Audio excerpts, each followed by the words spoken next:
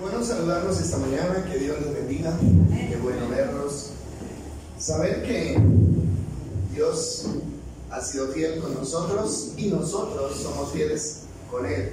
Amén. Hay cosas que a veces pueden tratar de impedir que busquemos a Dios, pero el que ama a Dios sobrepasa cualquier obstáculo y le hace ver a Dios que realmente lo amamos.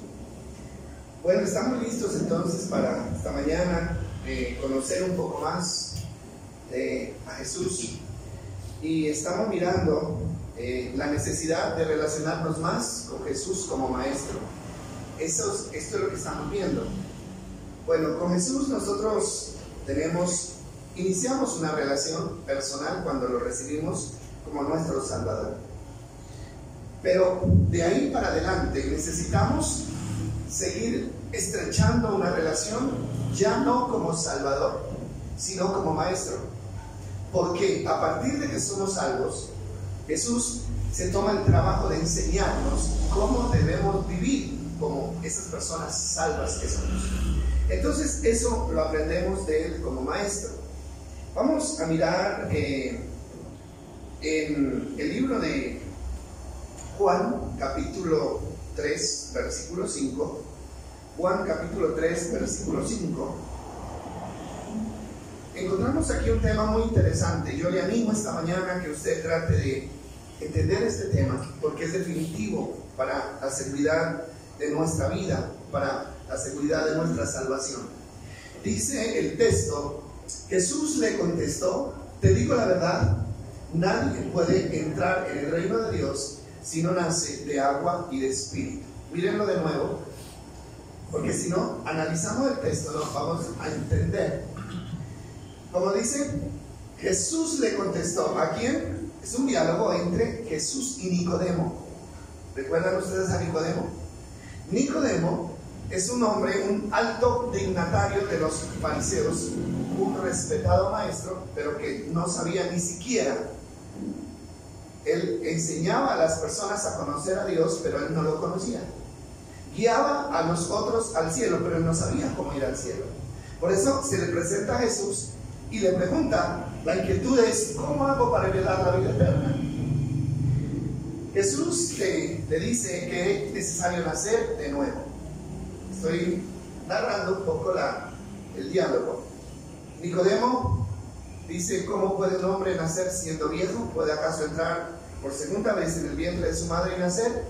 Y Jesús le contesta, dice, te digo la verdad, nadie puede entrar en el reino de Dios si no nace de agua y de espíritu.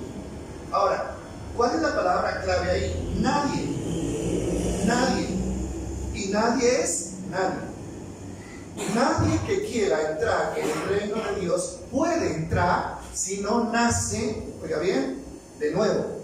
Y ese nuevo nacimiento solo se puede dar es por medio del agua y del espíritu. Ahora, nosotros que queremos nuestra salvación, porque detrás de eso es que vamos, nosotros no queremos morirnos e ir a perdición. Nadie quiere eso, porque eso sería la desgracia más grande para el ser humano. Nosotros queremos la salvación. Entonces tenemos que entender cómo poder obtenerla. Y este es un tema bastante importante. El nuevo nacimiento es una de las enseñanzas fundamentales en la doctrina de Jesús. Entender este tema es fundamental para comprender el asunto de la salvación. Si usted no entiende el tema del nuevo nacimiento, usted no entiende la salvación. No se puede entender la salvación. Bueno, ¿cómo se da el nuevo nacimiento? Es la respuesta de Jesús. Recuerde que Nicodemo quedó asombrado.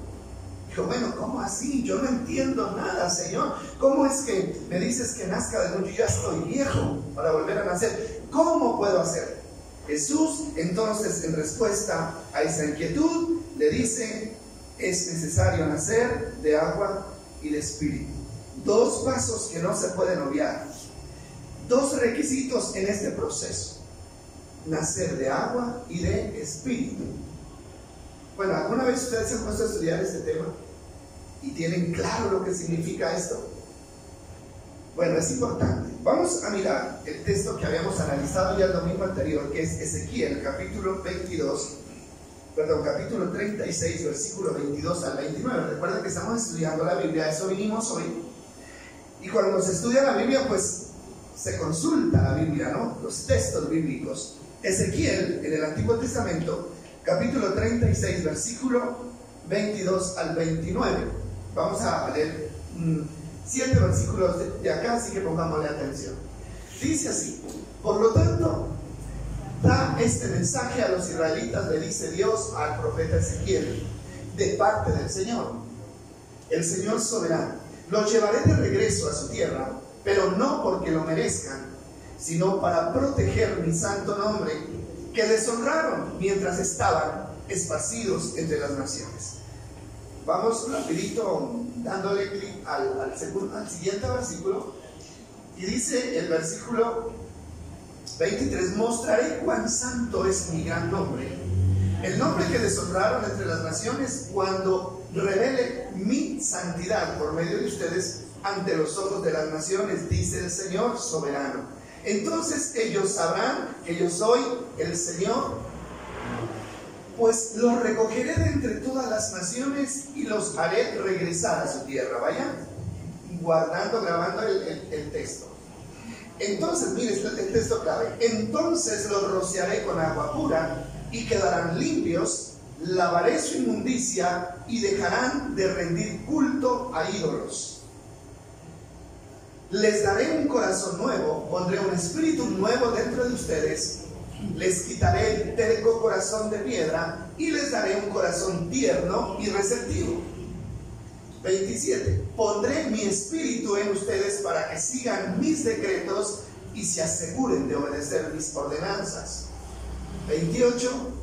Vivirán en Israel, la tierra que hace mucho tiempo di a sus antepasados. Ustedes serán mi pueblo y yo seré su Dios. Hasta ahí. Ahora, la lectura, o sea, ¿qué alcanzamos a percibir en la lectura? Hay una relación estrecha entre lo que profetizó Ezequiel y lo que Jesús trataba de explicarle a Nicodemo. ¿De qué habla Ezequiel? Habla de un nuevo nacimiento, con un nuevo corazón y con un nuevo, ¿qué? Espíritu. Y este texto de Ezequiel dice: y los recogeré, ¿no? ¿A quién está hablando? Al pueblo de Israel. Pero el versículo inicial, devolvámonos al versículo inicial, porque hay un paréntesis ahí que me parece importante entender.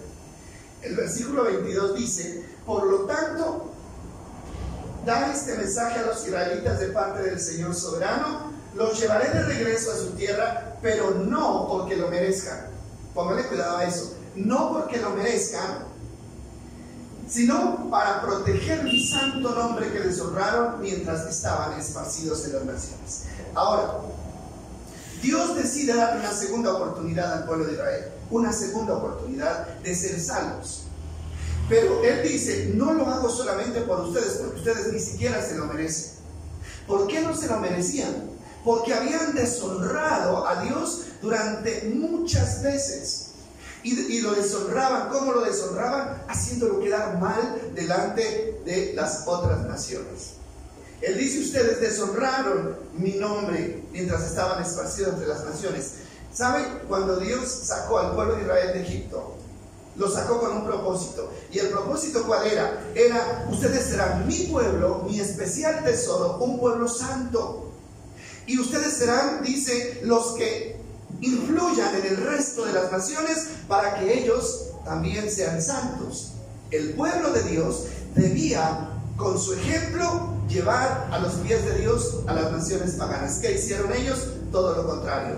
En vez de llevar a los paganos a Dios, ellos se fueron al paganismo y se entregaron a la adoración de ídolos. ¿Y qué hicieron entonces? Hicieron quedar mal a Dios.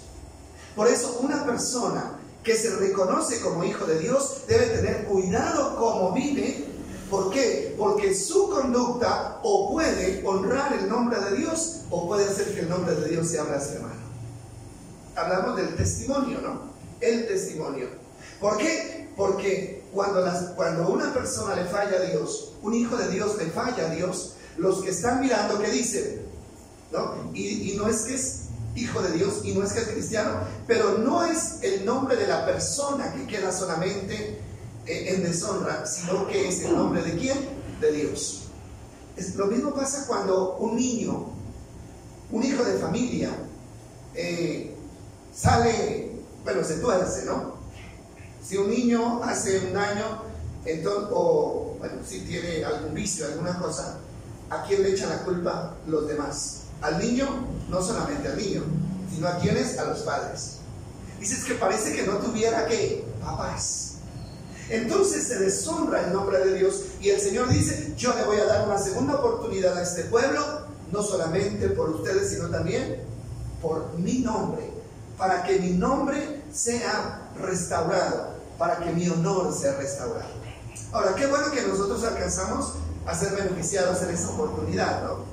¿Por qué? Porque ustedes saben que Dios vino al pueblo de Israel, el pueblo de Israel rechazó a Jesucristo y como Él lo rechazó, Dios extendió esta invitación a todo el mundo. Y ahí estamos nosotros. Qué bendición, ¿verdad? Amén. Entonces, tenemos claro que Ezequiel es un profeta que ya había anunciado lo que Nicodemo debía haber entendido.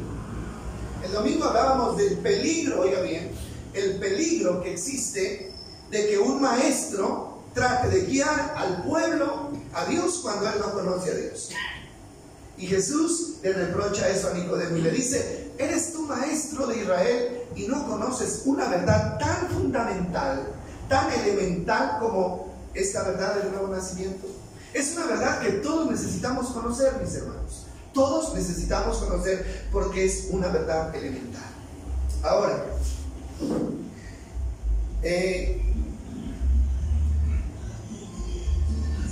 Dios hace esta aclaración que ya acabamos de decir, pero igual tenemos la oportunidad. Merezcámoslo o no lo merezcamos, tenemos una oportunidad. Qué bueno, ¿verdad? Amén. Eso debe alegrarnos a nosotros. Yo puedo decir que yo no merezco nada de Dios. Yo no sé si usted puede decir lo mismo, pero yo puedo decir que no merezco nada de Dios. ¿Por qué no merezco nada de Dios? ¿Por qué? Porque le he ofendido una y otra vez, me he caído una y otra vez, he avergonzado su nombre una y otra vez. Hermano, por eso lo que Dios nos da, óigame bien esto, lo que Dios nos da, o sea, tenemos que reconocerlo y ser agradecidos de Dios.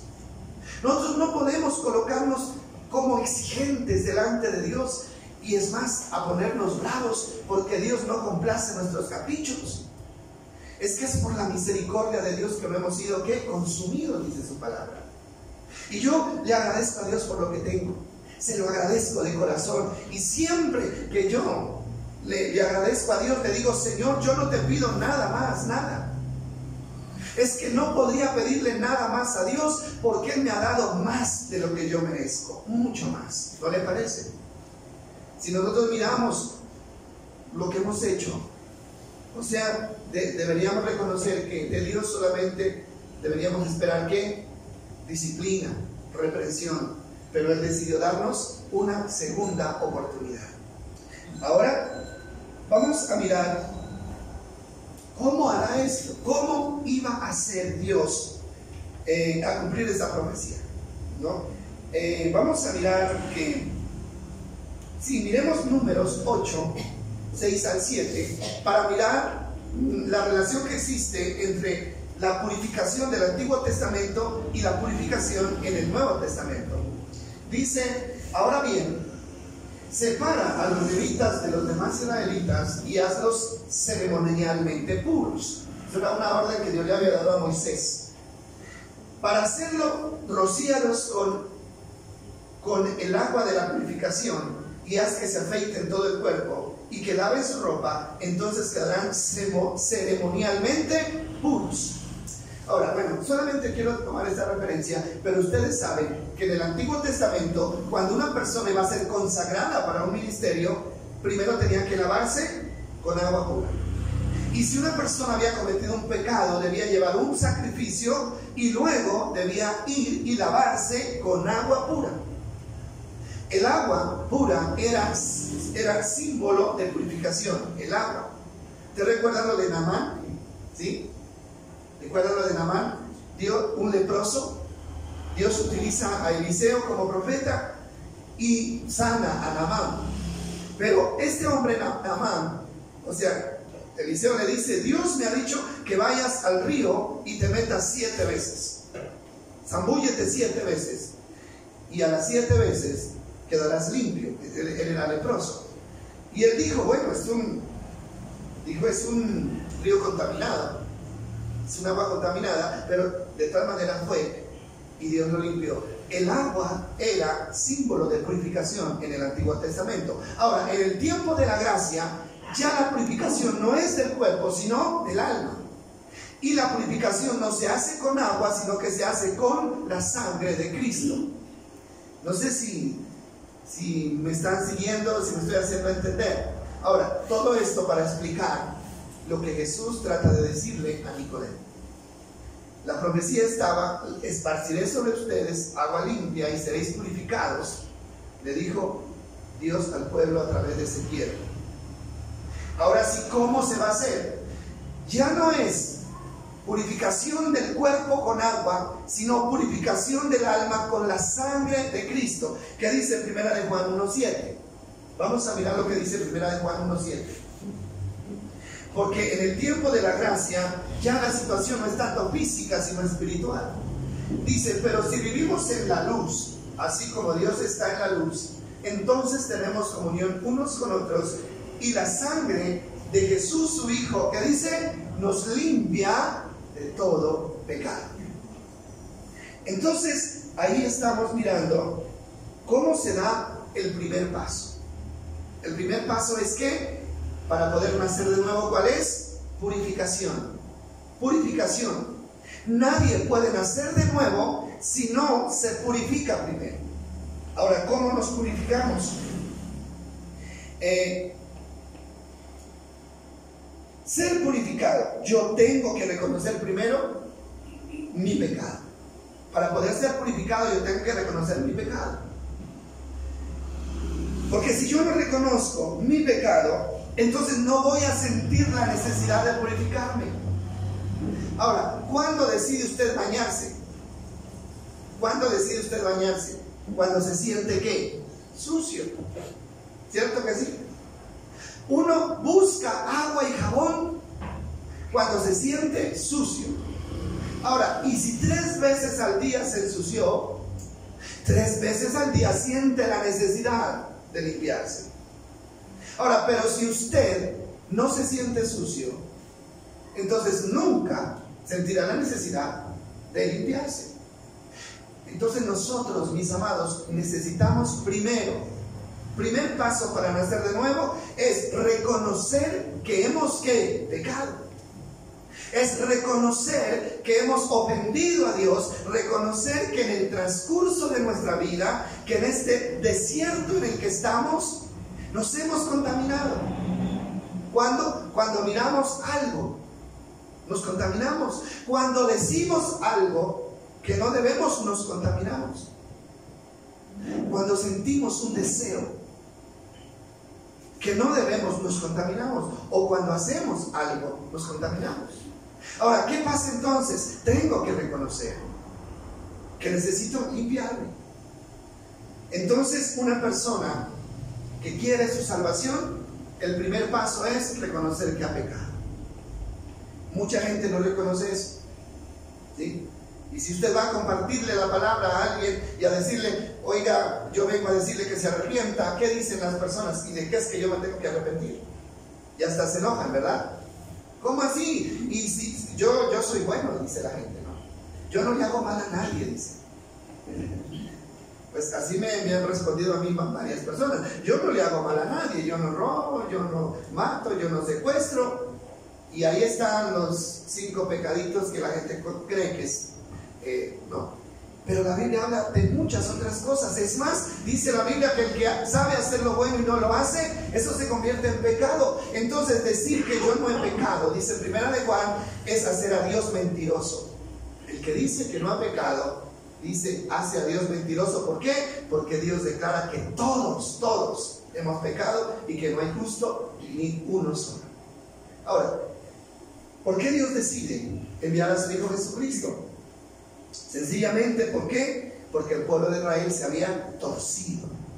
El pueblo de Israel se volvió incapaz, mis amados, de obedecer a Dios. Entonces la sangre de Cristo nos limpia de todo pecado. Yo necesito buscar esa limpieza.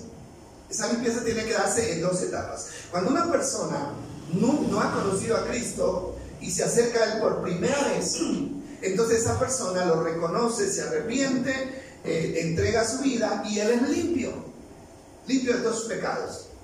Pero como esa persona sigue en el mundo y sigue siendo un ser humano, la posibilidad de que vuelva a pecar existe. Por eso Dios no solamente nos limpia inicialmente, sino que hace provisión de limpieza para toda nuestra vida, para cada uno de los pecados que sigamos cometiendo. Por eso cuando Juan habla, no le habla al inconverso, le habla al creyente. Por eso dice, hijitos, hijitos, hijitos de Dios, si alguno hubiere pecado, que dice, abogado tenemos para con el Padre a Jesucristo el justo, y la sangre de su Hijo nos limpia de todo pecado. Ahora sí, entonces ese es el primer paso, ser limpiados con agua pura. Nadie puede heredar el reino de Dios obviando este paso. Nadie lo puede hacer. Tenemos que hacerlo. La segunda cosa es nacer de agua y de espíritu. Busquemos el texto, por favor, que es Juan capítulo 3. Nacer de agua y de espíritu para poder entrar en el reino de Dios. Esa es la segunda condición. Ahora, esto yo lo hago a conciencia porque creo que así es esta enseñanza. Miren, una persona ya reconoció a Cristo, ¿sí? Ya lo reconoció, ya se arrepintió, ya Dios le perdonó todos sus pecados. Pero esa persona aún no tiene, si sigue viviendo en este mundo, aún no tiene su salvación segura. No la tiene. ¿Por qué razón? Porque creer en Cristo y arrepentirse y pedirle perdón es la mitad, es el primer paso. Pero hay un segundo paso en ese proceso, que es ¿cuál? El segundo paso es el complemento que nos da el Espíritu Santo. Y vamos a leer Romanos 8:1. Esta Biblia, bueno, mientras lo proyectamos allá, yo lo busco en esta, porque esta Biblia dice algo que esta omite ahí. Esta dice, por lo tanto, ya no hay ¿qué? Condenación. ¿Qué es lo que no queremos para nosotros? Condenación. Entonces dice, ya no hay condenación. Ahora, abra los ojos bien grandes, porque esto nos interesa. Ya no hay condenación. Bueno, ¿quiénes son los que no se condenan? ¿Quiénes son los que van al cielo? ¿Quiénes son los que tienen la salvación segura? ¿Quiénes? Para los que pertenecen a Cristo Jesús. Amén. Ya pertenezco a Cristo porque ya le entregué mi vida. Así que voy bien. Pero falta algo. Versículo 2 dice, y porque ustedes pertenecen a Cristo, el poder del Espíritu que da vida los ha librado del poder del pecado y de la muerte. Y esta versión dice así, escuchen un momento. Ahora, pues ninguna condenación hay para los que están en Cristo Jesús, para los que no andan conforme a la carne, sino conforme al Espíritu.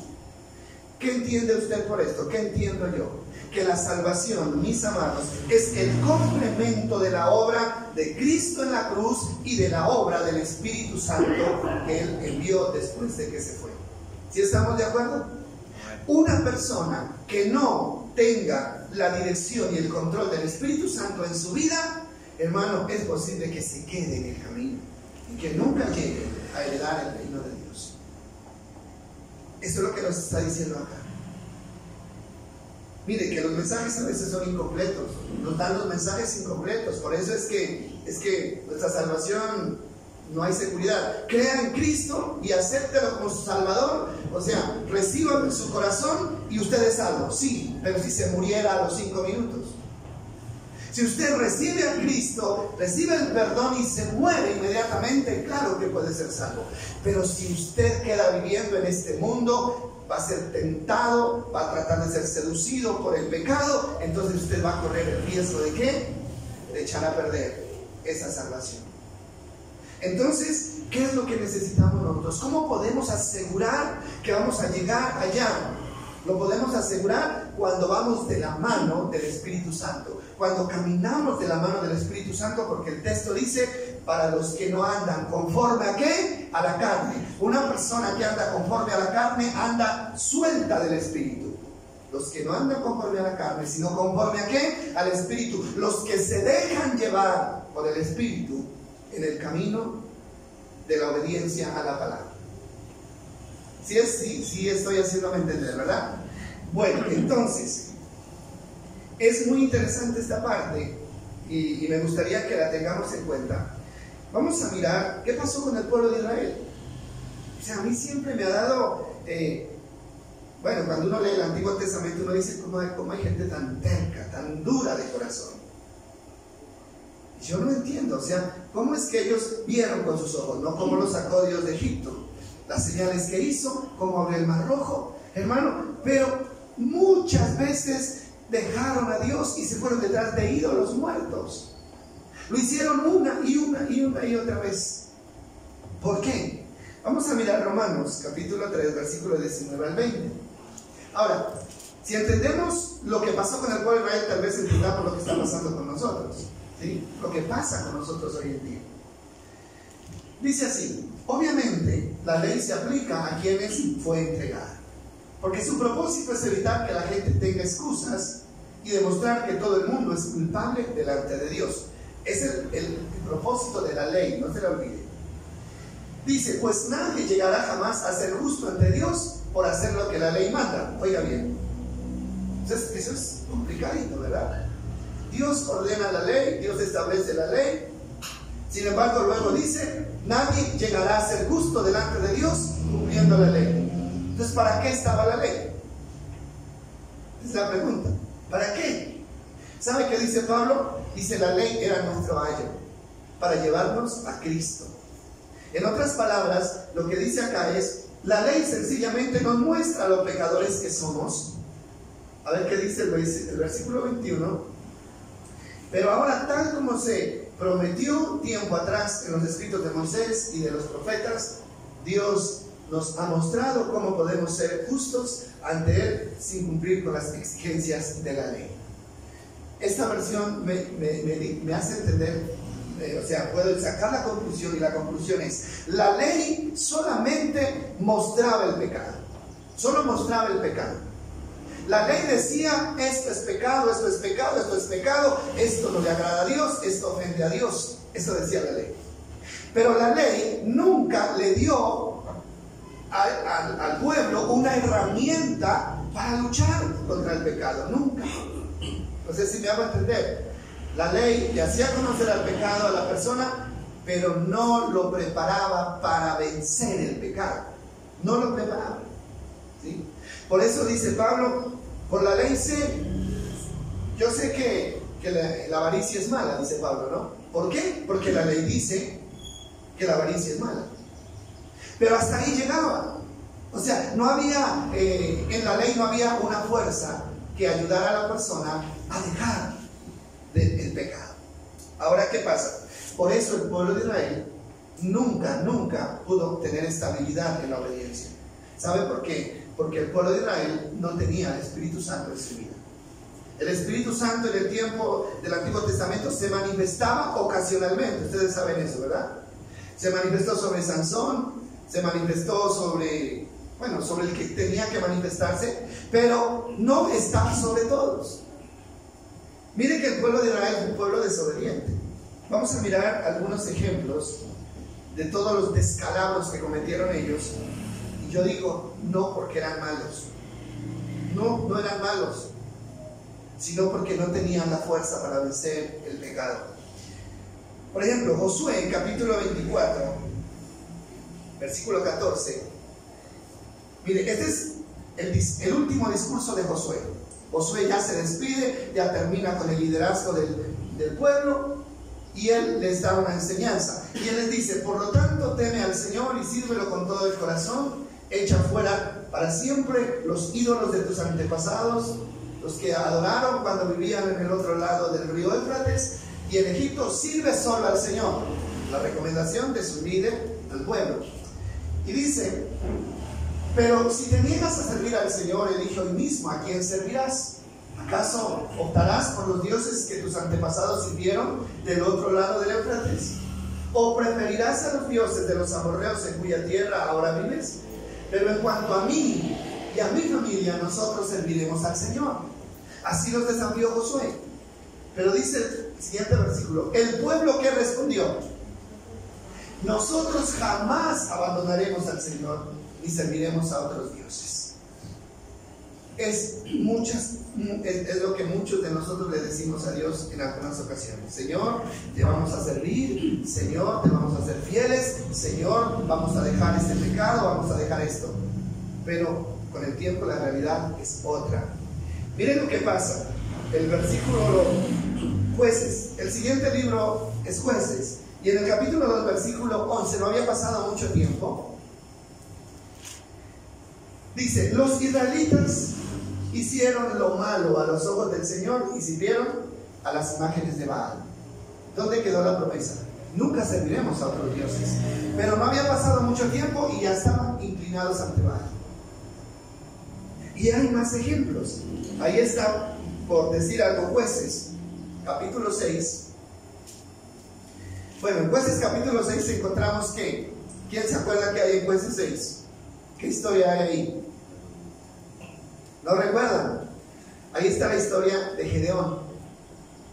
Ahora sí, Gedeón.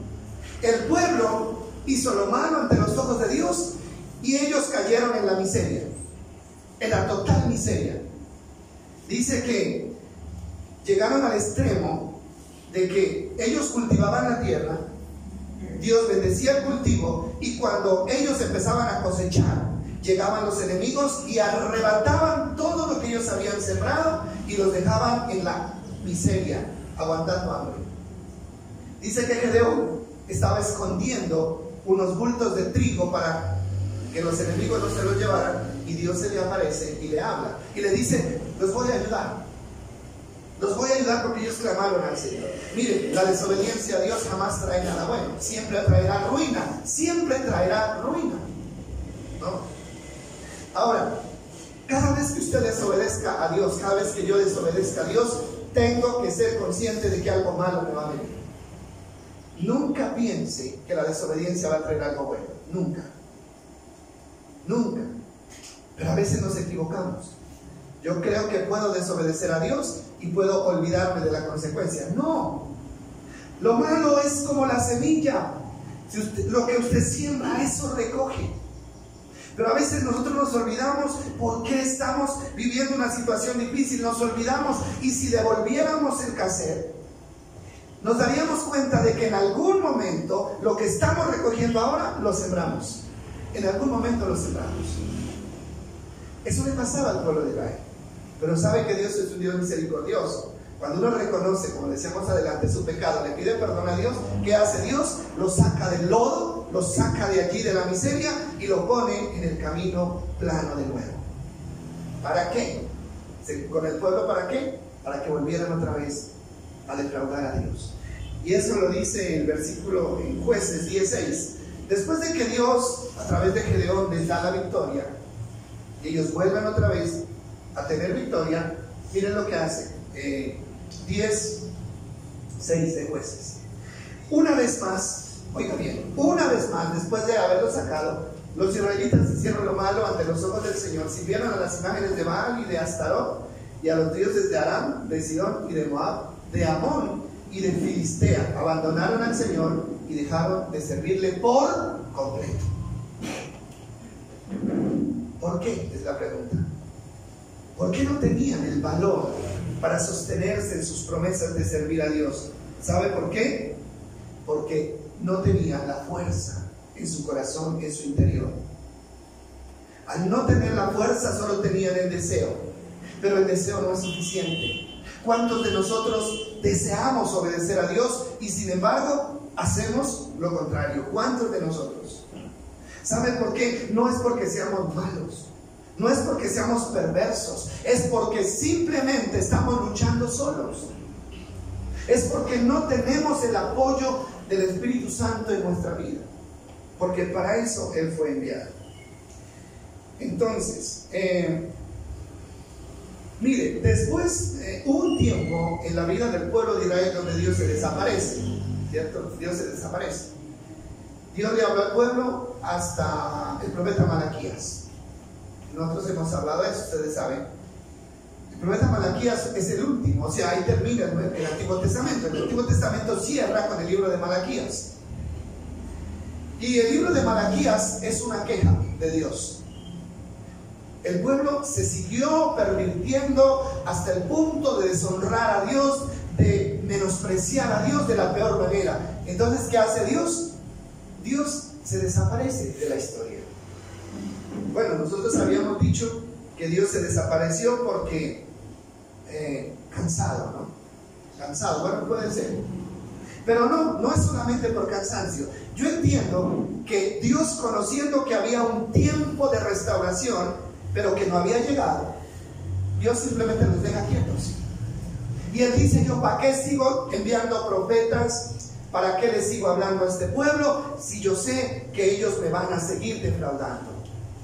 ¿Para qué gastamos saliva, digamos así, en un pueblo que quiere, pero no puede? ¿Qué hace Dios? Se queda quieto, deja al pueblo ahí quieto 400 años. Eso es harto tiempo, 400 años. A los 400 años, entonces se da el cumplimiento de la profecía de Ezequiel, que es que Jesucristo viene a limpiar al pueblo, y Jesucristo también envía al Espíritu Santo para que les dé la fuerza que ese pueblo no tenía. Ya es el tiempo de la gracia, ¿sí? Jesús viene y con su sangre, con su sacrificio, limpia el pecado del pueblo, purifica de los que quisieron, ¿no? Purifica el pecado del pueblo, y luego que Él se va, dice: yo no los voy a dejar huérfanos, voy a enviar al Espíritu Santo para que esté con ustedes para siempre. La obra ya está, ¿qué? Completa. Ahora, no sé, de pronto estoy especulando un poco, pero la semana pasada decíamos que hay una enseñanza que dice que el pueblo de Israel no se van a condenar, que los del pueblo de Israel no se van a condenar, que ninguno se va a condenar.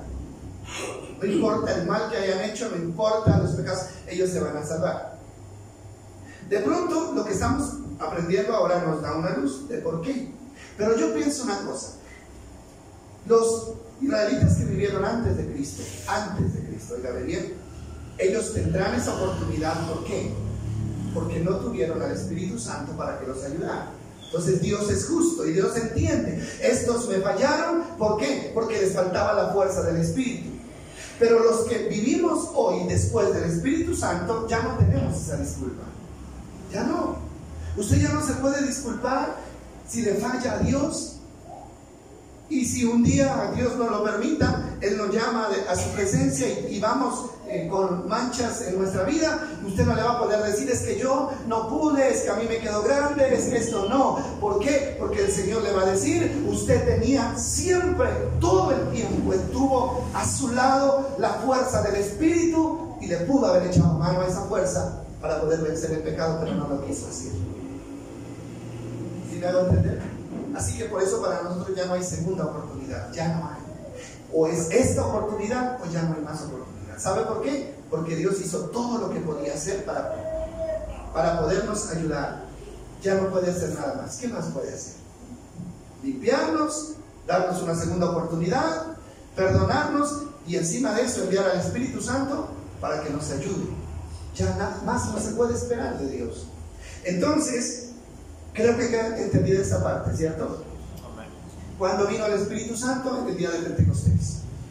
50 días después de que Jesús se va, estaban los discípulos reunidos en el aposento alto, y ahí vino el Espíritu Santo y se posó sobre ellos como lenguas de fuego. Ahí vino el Espíritu Santo sobre ellos. Entonces ellos quedaron capacitados. ¿Para qué? Para obedecer la palabra.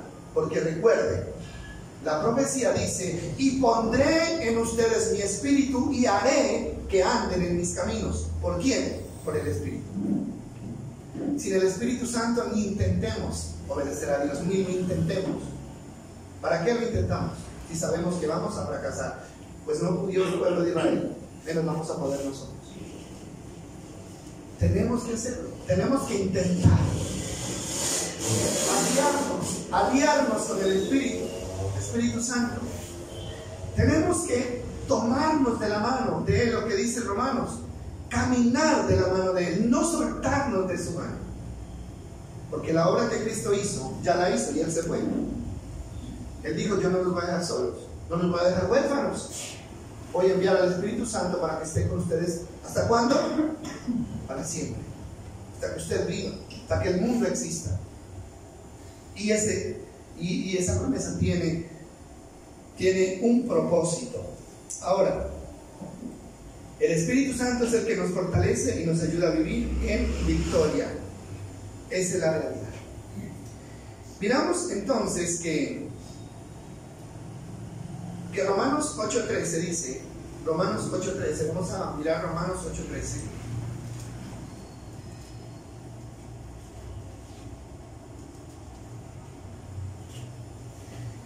Dice así, el apóstol Pablo dice, si viven, oiga bien, la palabra vivir significa si andan, si se mantienen, obedeciéndole, dice, pues si viven obedeciéndole,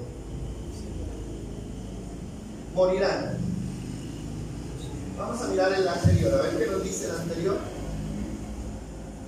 Dice, por lo tanto, amados hermanos, no están obligados a hacer lo que la naturaleza pecaminosa los incita a hacer, o sea, la carne, ¿no? Y el 13 dice, pues si viven obedeciendo a la carne, morirán. Oigan bien lo que dice, si viven obedeciendo a la carne, ¿qué va a pasar? Morirán. ¿Qué pasa con las personas que no se dejan guiar por el Espíritu? Morirán. ¿A qué muerte se refiere? A la muerte espiritual. Morirán. Pero si mediante el poder del Espíritu hacen morir las acciones de la naturaleza pecaminosa, ¿qué dicen? Vivirán. ¿Cuál es el remedio? El Espíritu. Por medio del Espíritu tienen que hacer morir ustedes esos deseos pecaminosos que los pueden echar a perder su salvación. Eso es claro. Bueno, eso es lo que dice Romanos 8:13. Ahora, Gálatas ya lo hemos visto muchas veces. Habla de las obras de la carne. Dice, y los que practican tales cosas, ¿cuáles cosas? Adulterio, fornicación, inmundicia, lascivia, envidia, celos, orgías, disensiones, pleitos. Los que practican tales cosas, dice que no heredarán el reino de Dios. La cosa se pone como apretadita ahí, ¿no? Bueno, entonces ¿quién se puede salvar? ¿Sabe quién se puede salvar? El que le da la oportunidad al Espíritu Santo de guiar su vida. Él es clave. El Espíritu Santo es clave para nosotros. Bueno, ahora si miremos un último texto, uno de los últimos, en Hebreos 10:28. Hebreos 10:28. Este texto bastante argumentado, complicado, difícil, con muchas explicaciones. Despreciar. Pues todo el que rehúsa obedecer la ley de Moisés es ejecutado sin compasión por el testimonio de 2 o 3 testigos. Esto pasaba en la ley de Moisés. Dice, piensen, nos invita a pensar, reflexionen, saquen la conclusión. ¿Cuánto mayor será el castigo para quienes han pisoteado al Hijo de Dios y han considerado la sangre del pacto, la cual nos hizo santos, como si fuera algo vulgar e inmundo, y han, ¿qué dice? Insultado y despreciado al Espíritu Santo que nos trae la misericordia de Dios? Miremos el texto siguiente, porque ahí es donde Dios se presenta no como un salvador, sino como un juez. Pues conocemos al que dijo, yo tomaré venganza, pues yo les pagaré lo que se merecen. También dijo el Señor, ¿juzgará a quién? A su propio pueblo. Este juicio no es para los que no son del pueblo, son para su propio pueblo. Es algo, mire lo que dice en letras gigantes para que todos lo podamos ver. Es aterrador caer en manos del Dios vivo. Son palabras fuertes. Ahora, caer en manos del Dios vivo en dos facetas, ¿no? Yo puedo caer en manos de Dios vivo para ser salvo. Él me puede salvar. Caigo en las manos de Dios para ser salvo. Glorioso, maravilloso, es el mejor regalo. Pero también corro el riesgo de ¿qué? De caer en las manos de ese mismo Dios. ¿Para qué? Para ser juzgado y castigado. Ahí están las dos opciones. Y esto nosotros lo tenemos claro. Ahora sí, ¿cómo se llega a esto? ¿Cómo puede uno ser merecedor de un castigo de un Dios? O sea, que así como es bueno, es hermoso, es bueno, es misericordioso, también tiene un lado al que hay que temerle. Dice el versículo anterior: al que pisoteare, oiga bien, dice pisoteare al Hijo de Dios. Primer problema, pisotear al Hijo de Dios. Segundo problema, considerar la sangre del pacto como si fuera inmunda, sucia. Y tercer problema, tercer pecado, despreciar, insultar y despreciar ¿a quién? Al Espíritu Santo. Bueno, tal vez nosotros, como esas palabras son tan fuertes, uno dice: no, yo me hago a un ladito porque yo eso jamás lo voy a hacer. Yo no voy a caer en eso. Pero es muy fácil caer en eso. ¿Sabe cuándo? Mire, todo comienza en un orden invertido. ¿Qué hace el Espíritu Santo con nosotros? Después de que está en nosotros, ¿qué hace? El Espíritu Santo nos habla. Nos habla. Cuando usted conoce a Cristo y lo recibe, usted comienza a tener una guianza en su vida. Y cuando una persona hace algo malo, ¿qué pasa? ¿Se queda tranquilo, se queda fresco como el que no conoce a Dios? No. Empieza a sentir una carga en su conciencia. Empieza a sentir cierto temor en su vida. ¿O no les pasa? Porque si no les pasa es porque no tienen a Cristo en su corazón. Si usted hace algo malo después de haber sido creyente, convertido a Cristo, usted empieza a sentir un peso en su vida, un peso. ¿Quién le produce eso? El Espíritu Santo. ¿Para qué? Para que usted vaya, busque a Cristo y se lave en su sangre y sea limpiado. Para eso el Espíritu Santo lo redarguye, lo molesta, lo carga. ¿No es cierto que a veces cuando uno hace algo malo ni dormir puede? ¿Sí? Y el Espíritu Santo ni dormir lo deja, lo sacude, le quita el sueño. ¿Para qué? Levántese, hable con Dios, vaya a Cristo, pídale perdón, lávese en su sangre. ¿Sí? Pero pueden suceder dos cosas. O puede que yo le haga caso al Espíritu Santo, vaya, me arrepienta y pida perdón, eso es lo que tengo que hacer como hijo de Dios. O puede suceder lo contrario. ¿Qué es lo contrario? No hacerle caso al Espíritu Santo y dejarlo hablando solo, mandarlo a callar, y de esa manera estoy ¿qué? Insultando y menospreciando al Espíritu Santo. ¿Quién es la persona clave aquí? Para que no cometamos el error contra Cristo. ¿Quién es? El Espíritu Santo. Miren, el Espíritu Santo nos habla, y eso es bíblico. El Espíritu Santo nos habla, no audiblemente, pero Él habla a nuestros corazones. Y el Espíritu Santo está ahí para decirnos lo que debemos hacer y lo que no debemos hacer. Cuando usted está a punto de cometer un pecado, ¿qué hace el Espíritu Santo? Trata de evitar que usted lo cometa. ¿Cómo? Recordándole la obediencia a Dios. Le recuerda y le trae a la mente y le dice: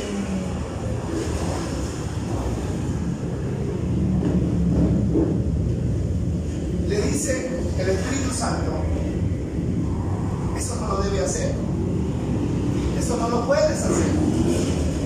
Disculpe por su momento.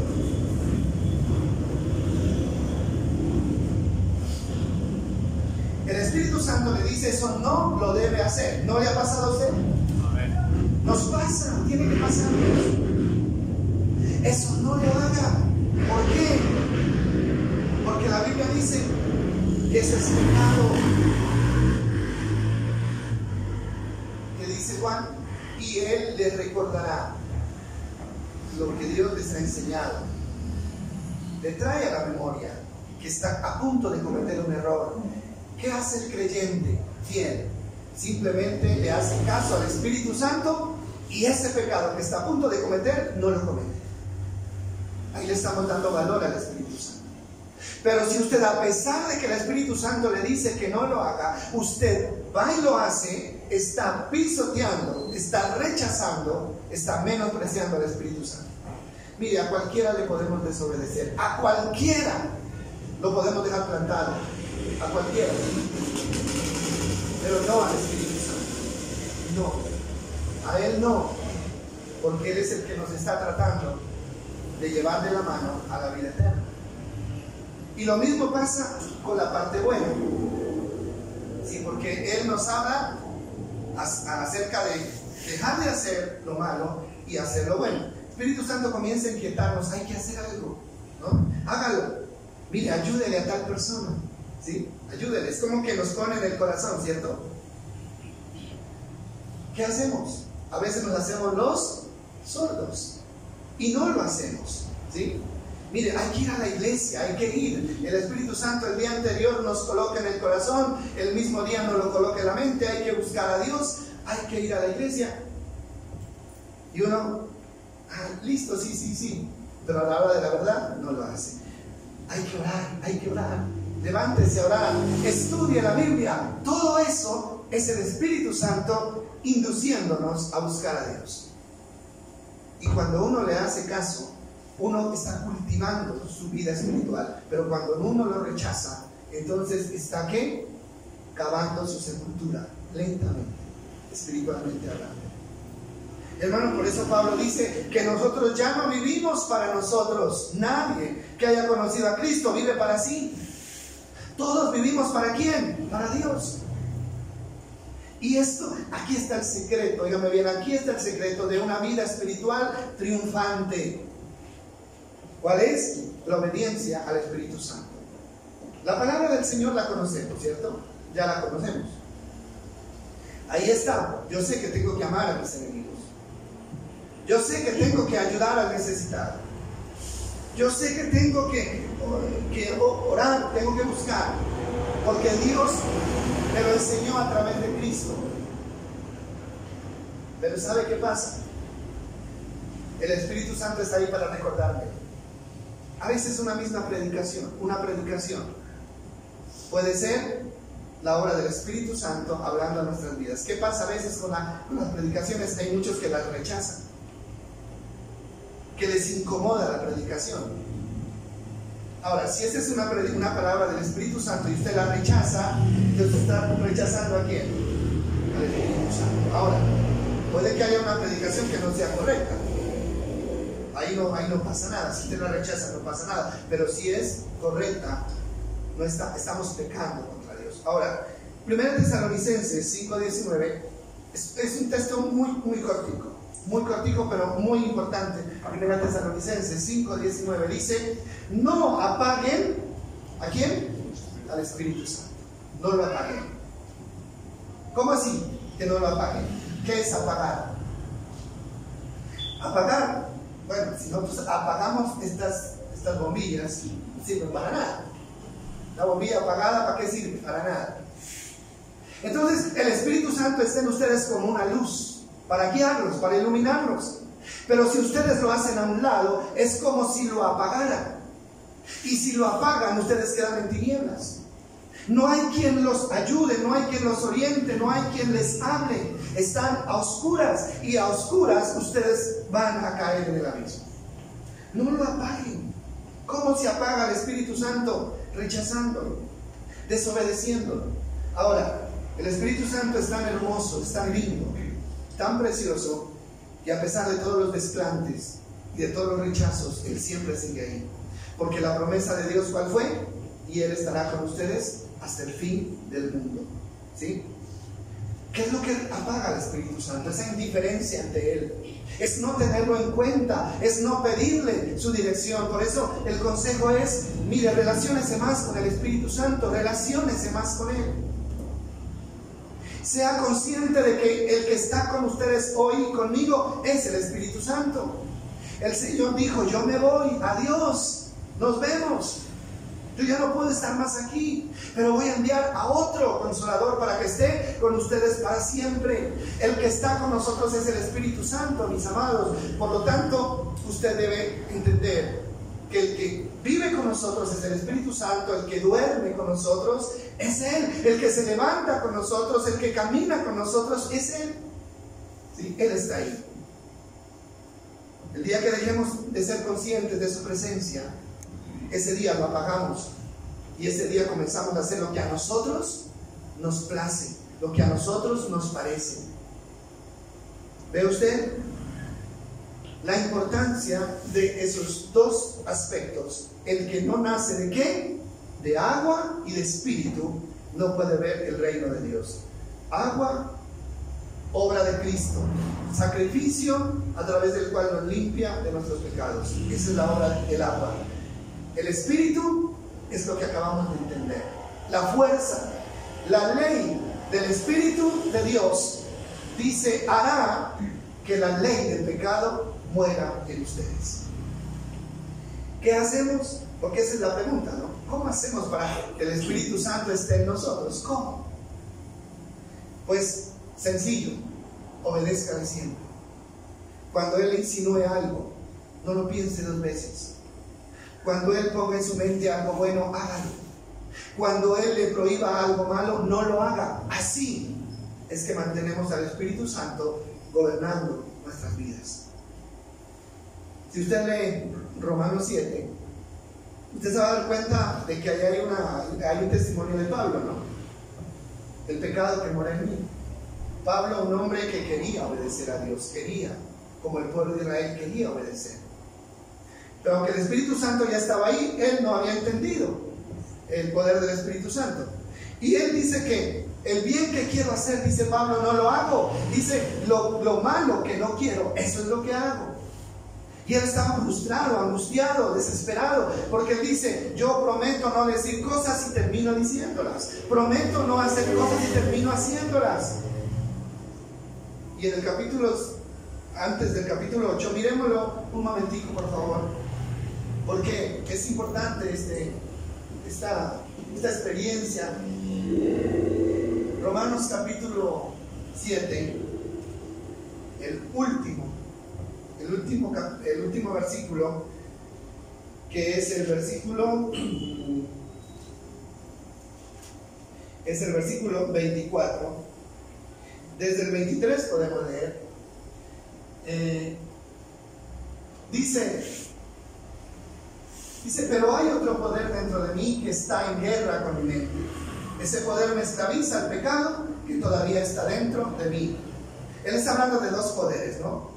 El deseo de hacer lo bueno, pero el poder que está en él, dice, en la mente, lucha y lo esclaviza a cometer el pecado. Y el texto siguiente dice: soy un pobre desgraciado. Mire la palabra. Soy un pobre desgraciado. Y era el apóstol Pablo, ejerciendo un ministerio apostólico. Dice: ¿quién me librará de esta vida dominada por el pecado y la muerte? A mí me llama mucho la atención esta parte.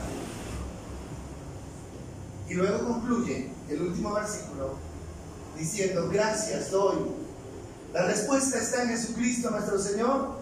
Así que, ya ven, en mi mente de verdad quiero obedecer la ley de Dios, pero a causa de mi naturaleza pecaminosa soy esclavo del pecado. Y luego comienza el capítulo 8, que ya lo leímos, y él mismo declara: ahora ninguna condenación hay para los que están en Cristo Jesús, los que no andan conforme a la carne, sino conforme al Espíritu. ¿Qué es lo que está diciendo? Ya no soy un desgraciado, ya no soy un infeliz, ya encontré el remedio para tener victoria contra el pecado, y el remedio está en el Espíritu Santo. Él se liberó cuando entendió que contra el pecado no se puede luchar, no, que al pecado no le puede ganar uno. No, yo soy fuerte, si quiero voy y si no quiero no voy. Mentira, no se haga tan fuerte, porque en ningún ser humano existe la fuerza suficiente para vencer el pecado. Recuerde que lo que hay en nosotros es ¿qué? Inclinación al mal. Inclinación al mal. Entonces, Pablo a partir de ahí es un hombre libre. Ahora, con Cristo estoy juntamente crucificado, y ya no vivo yo, sino que Cristo vive en mí. ¿A través de quién? Del Espíritu Santo. Yo espero que a través de este mensaje nosotros empecemos a relacionarnos mejor con el Espíritu Santo. ¿Amén? Hermano, no es tanto, no es la palabra que usted escuche, no. Es importante escuchar la palabra. Pero, ¿cuánta palabra hemos escuchado y cuántas de esas palabras se han quedado en el aire? ¿Por qué? Porque lo importante no es escuchar, lo importante es tener la fortaleza para obedecer. Y esa fortaleza está en el Espíritu Santo. Y mi consejo es, órale a Él. Téngalo en cuenta. Hable con Él. ¿Sí? Sí, ore al Padre en el nombre de Jesús, pero siempre tenga en cuenta de que el Espíritu Santo es su compañero. Es el que está con usted día y noche. Así que no lo desconozcamos. ¿Algún momento de tentación? ¿Sí? Que no sé, que estoy como en la mitad de la raya y estoy que caigo para allá, no. Apóyese en el Espíritu Santo, invóquelo. Y Él va a ir en su ayuda inmediatamente. Y usted va a terminar en el lado correcto. Pero si usted lo ignora, entonces usted terminará, o yo terminaremos, en el lado equivocado. Vamos a darle gracias a Dios por el Espíritu Santo. Inclinemos nuestro rostro un momento, por favor. Señor, gracias porque tu obra fue perfecta, Señor. Dios de los cielos, entendemos que no lo hiciste solo por nosotros, porque tal vez ni siquiera lo merecíamos. Lo hiciste para salvar tu reputación, para que el mundo entienda que tú eres un Dios que cumple tus promesas. Gracias, Señor, porque tu obra fue perfecta. Enviaste a tu Hijo. Él dio su sangre para limpiarnos de todos nuestros pecados. Pero también enviaste a tu Espíritu Santo y hoy Él está con nosotros. Es nuestra ayuda, nuestro refugio. Él es el que produce en nosotros el poder para obedecer tu palabra. Gracias, Espíritu de Dios, eres real. Eres real. Y a partir de hoy queremos relacionarnos más contigo. Queremos sentirte como alguien real, caminando a nuestro lado, hablándonos constantemente. Gracias, Espíritu Santo, porque tú no te has ido y no te irás. Ahí estarás para cuidarnos y para guiarnos. Gracias, Espíritu de Dios, necesitamos y queremos darte el espacio que tú mereces, que tú necesitas en nuestra vida para fortalecernos cada día, Señor. Gracias te damos, nos encomendamos en tus manos, encomendamos cada actividad de esta semana, nuestro trabajo, todo lo que hagamos. Queremos glorificarte, queremos hacer que los demás conozcan que nuestro Dios es un Dios que cambia, que transforma, y lo haremos con tu ayuda, Espíritu de Dios. Muchas gracias en el nombre de Jesús. Amén y amén.